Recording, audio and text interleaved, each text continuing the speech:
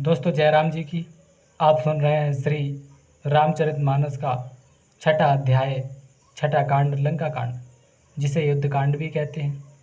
पिछले वीडियो में हम सुन चुके हैं श्री राम की सेना लंका में पहुंच गई है और लंका के बाहर ही समुद्र के पास उन्होंने डेरा डाल लिया है। और उधर रावण सुमेरु पर्वत पर नृत्यांगनाओं का नृत्य देख रहा है। वो इसलिए ऐसा कर रहा है ताकि राक्षसों में भय न हो, राक्षस ये न सोचें कि हमारे राज्य के राजा कमज़ोर दिखाई पड़ रहे हैं, इसलिए वो ऐसी घटना कर रहा है।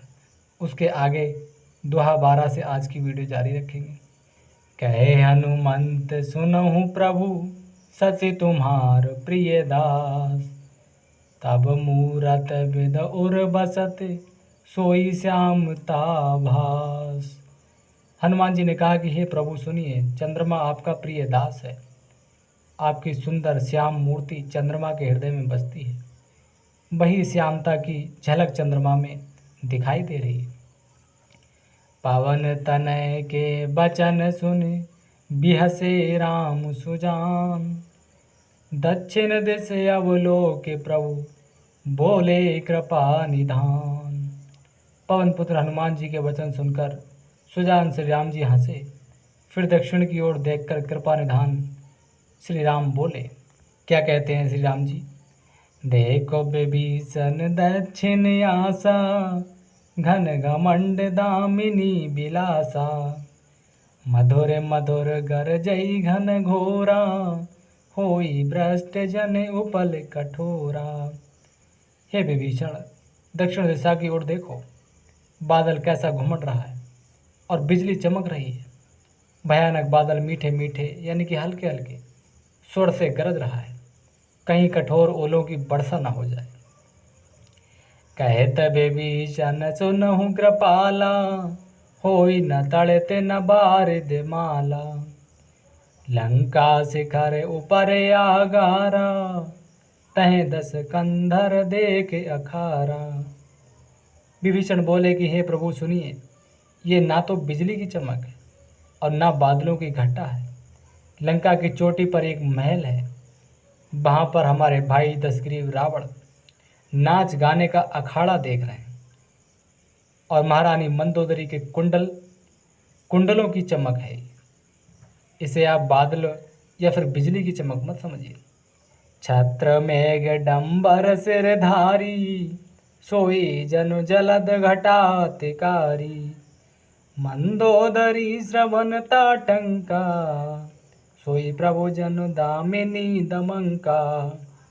रावण ने सिर पर मेघ डंबर यानी कि बादलों के डंबर जैसा विशाल और काला छत्र धारण कर रखा है। वही मानो बादलों की अत्यंत काली घटा है और मंदोदरी के कानों में जो कर्णफूल कुंडल हिल रहे हैं, हे प्रभु वही मानो बिजली जैसी चमक दे रहे हैं। वही चमक आ रही है, न बिजली है इस समय और न इस समय बादल का मौसम है। बाजई ताल मृदंग अनूपा, सोई रव मधुर सुनऊ सुर भूपा, प्रभु मुस्कान समुझ अभिमाना, चाप चढ़ाई बान संधाना। हे देवताओं के सम्राट सुनिए, अनुपम ताल और मृदंग बज रहे हैं। वही मधुर गर्जन ध्वनि है। रावण का अभिमान समझकर प्रभु मुस्कुराए। उन्होंने धनुष चढ़ाकर उसका बाण का संधान किया। छत्र मुकुट ताटंक तब हते एक ही बाण, सबके देखत मही परे मरमु न को जान। और एक ही बाण से रावण के छत्र मुकुट और मंदोदरी के कर्णफूल कुंडल काट के गिरा दिए और सबके देखते देखते वे जमीन पर आ पड़े। पर इसका भेद यानी कि कैसे गिरे, क्या उनका कारण था, किसी ने नहीं जाना, क्योंकि श्री राम जी ने बाण बहुत दूर से चलाया था। रावण को पता ही नहीं चला कि यह तीर कहाँ से आया। अस कौतुक करि राम सर, प्रभ स्यउ आई निशंक, रावण सभा सशंक सब देख महारस भंग। ऐसा चमत्कार करके श्री राम जी का बाण वापस आकर फिर तरकस में जा घुसा। यह महान रस भंग यानी कि रंग में भंग देखकर रावण की सारी सभा भयभीत हो गई कि ये कैसा अपशगुन हुआ। कंप न भूमि न मर्त विशेषा, अस्त्र शस्त्र कछु नयन न देखा। सोचहि सब निज हृदय मझारी, असगुन भयउ भयंकर भारी। न भूकंप हुआ, न बहुत जोर की हवा आंधी चली, न कोई अस्त्र शस्त्र ही नेत्रों से देखा, यानी कि आंखों से भी कोई शस्त्र नहीं देखा। फिर ये छत्र मुकुट और कर्णफूल कैसे कटकर गिर पड़े, और यहाँ पर कोई अस्त्र शस्त्र भी नहीं है जिससे ये गिराए गए हों। सभी अपने अपने हृदय में सोच रहे हैं कि ये बड़ा भयंकर अपशगुन हुआ है। 10 मुख देख सभा भय पाई, बियस बचन कह जुगत बनाई। सिरऊ गिरे संतत सब जाही, मुकुट परे कसे असगुन ताही। सभा को भयभीत देखकर रावण ने हंसकर युक्ति रचकर एक नई चाल चली अपने लोगों को समझाने के लिए। उसने कहा कि सिरों का गिरना भी जिसके लिए निरंतर शुभ होता रहा है, उसके लिए मुकुट का गिरना अपशगुन कैसे हो सकता है। वो ऐसे बहानेबाजी करके अपने लोगों को समझाने की कोशिश कर रहा है। शयन करऊ निज निज ग्रह जाई, गबुने भवन सकल सिर नाई। मंदोदरी सोचे और बसेऊ, जब ते श्रवण पूर मई खसेऊ।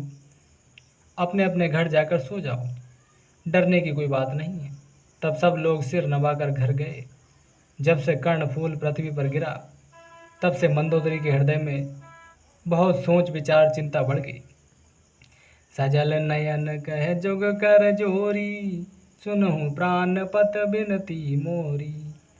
कंत राम विरोध परिहरहु, जान मनुज जन हट मन धरहु। आंखों में जल भरकर दोनों हाथ जोड़कर वह मंदोदरी रावण से कहने लगी कि हे प्राणनाथ, मेरी विनती सुनिए। हे प्रियतम, श्री राम से विरोध छोड़ दीजिए। उन्हें मनुष्य जानकर मन में हट न पकड़े रहिए। वो कोई साधारण मनुष्य नहीं है, लेकिन रावण तो रावण, वो कहाँ मानने वाला। विश्व रूप रघुवंश मणि, करहु बचन विश्वास। लोक कल्पना वेद कर, अंग अंग प्रतिजास। मेरे इन वचनों पर विश्वास कीजिए कि वे रघुकुल के शिरोमणि श्री रामचंद्र जी विश्व रूप हैं, यानी कि ये सारा विश्व उन्हीं का रूप है। वेद जिनके अंग अंग में लोगों की कल्पना करते हैं। पद पाताल शीस अज धामा, अपर लोक अंग अंग विश्रामा। भ्रकुट विलास भयंकर काला, नयन दिवाकर कच घन माला। पाताल जिन विश्वरूप भगवान का चरण है, ब्रह्मलोक उनका सिर है, और अन्य बीच के सब जगह लोगों का उनका विश्राम है, जिनके अन्य भिन्न भिन्न अंगों पर है। भयंकर काल जिनका भ्रकुटी संचालन है, यानी कि भवों का संचालन है। सूर्य नेत्र हैं, यानी कि सूर्य उनकी आंखें हैं। बादलों का समूह उनका बाल है। जासो घ्राण असुनी कुमारा, निसे अरु दिवस निमेष अपारा। श्रवण दिशा दस वेद बखानी, मारुत श्वास निगम निजवानी। अश्वनी कुमार जिनकी नासिका है, यानी कि इनकी नाक है। रात और दिन जिनके अपार निमेष हैं, यानी कि पलक मारना और खेलना है। 10 दिशाएं इनके कान हैं। वेद ऐसा कहते हैं। वायु इनकी श्वास है, यानी कि सांस है। वेद जिनकी अपनी वाणी है। वेद में जो लिखा है वो इनकी अपनी वाणी है, यानी कि जो ये कहते हैं वही वेद बोलता है। अधरे लोभ जम दसन कराला, माया हास बाहु दिगपाला। आनन अनल अम्ब पत जीहा, उत्पत पालन प्रलय समीहा। लोभ जिनका अधर यानी कि होठ है। यमराज इनके भयानक दांत हैं। माया इनकी हंसी है। दिक्पाल इनकी भुजाएं हैं। अग्नि इनका मुख है। वरुण इनकी जीभ है। उत्पत्ति, पालन और प्रलय जिनकी चेष्टा यानी कि क्रिया है। रोम राज अष्टादश भारा, अस्ति शैल सरिता नस जारा। उदर उदद अदगो जातना, जग में प्रभु का बहु कल्पना। 18 प्रकार की असंख्य वनस्पतियाँ जिनकी रोमावली हैं। पर्वत इनकी अस्थियाँ हैं। नदियाँ यानी कि नसों का जाल है। समुद्र पेट है और नरक जिनकी नीचे की इंद्रियाँ हैं। इस प्रकार प्रभु विस्मय है। अधिक कल्पना यानी कि ऊहा-पोह क्या की जाए। इनके बारे में आप कुछ भी सोच समझ नहीं सकते। ये संपूर्ण सृष्टि इन्हीं ईश्वर की है। ऐसा मंदोदरी रावण को समझाती है और आगे कहती है, अहंकार शिव बुद्धि अज मन सस चेत महान, मनुज बास सचराचर रूप राम भगवान। शिव जिनका अहंकार है, ब्रह्मा उनकी बुद्धि है, चंद्रमा मन है और महान विष्णु ही चित्त है। उन्हीं चराचर रूप भगवान श्री राम जी ने मनुष्य रूप में निवास किया है, यानी कि अवतार लिया है। अस विचार सुन प्राणपति प्रभु सन बैरु बिहाय, प्रीत करहु रघुवीर पद मम अहि बात न जाय। हे प्राणपति दशानन रावण, सुनिए, ऐसा विचार कर प्रभु से बैर छोड़कर श्री रघुवीर के चरणों में प्रेम कीजिए, जिससे मेरा सुहाग न चला जाए। और आगे मंदोदरी क्या कह रही है, बिहसा नारे बचन सुन काना, अहो मोह महिमा बलवाना, नार स्वभाव सत्य सब कयहि, अब गुण 8 सदा और रयहि। पत्नी के वचन कानों से सुनकर रावण खूब हंसा और बोला, अहो मोह की महिमा बड़ी बलवान है, यानी कि अज्ञान की महिमा बड़ी बलवान है। स्त्री का स्वभाव सब सत्य ही कहते हैं कि उसके हृदय में 8 अवगुण सदा रहते हैं। कौन से?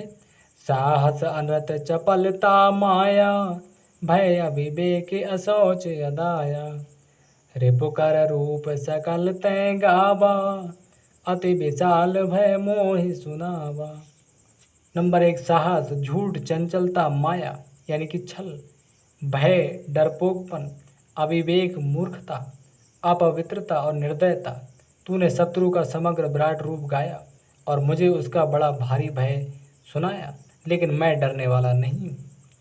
सो सब प्रिया सहज बस मोरे, समुझ परा प्रसाद अब तोरे, जानियो प्रिया तोरे चतुराई, यह विद कहूँ मोरे प्रभुताई। हे प्रिय, वह सब यानी कि यह चराचर विश्व तो स्वभाव से ही मेरे बस में है, मुझे कोई नहीं मार सकता। तेरी कृपा से मुझे यह अब समझ पड़ा है। हे प्रिय, तेरी चतुराई में जान गया।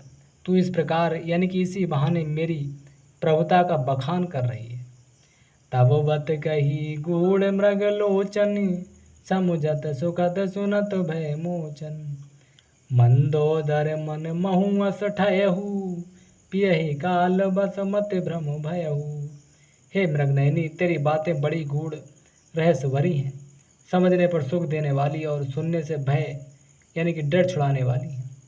मंदोदरी ने मन में ऐसा निश्चय कर लिया कि पति को कालवश मति भ्रम हो गया है, यानी कि इनकी बुद्धि काल ने खराब कर दी है।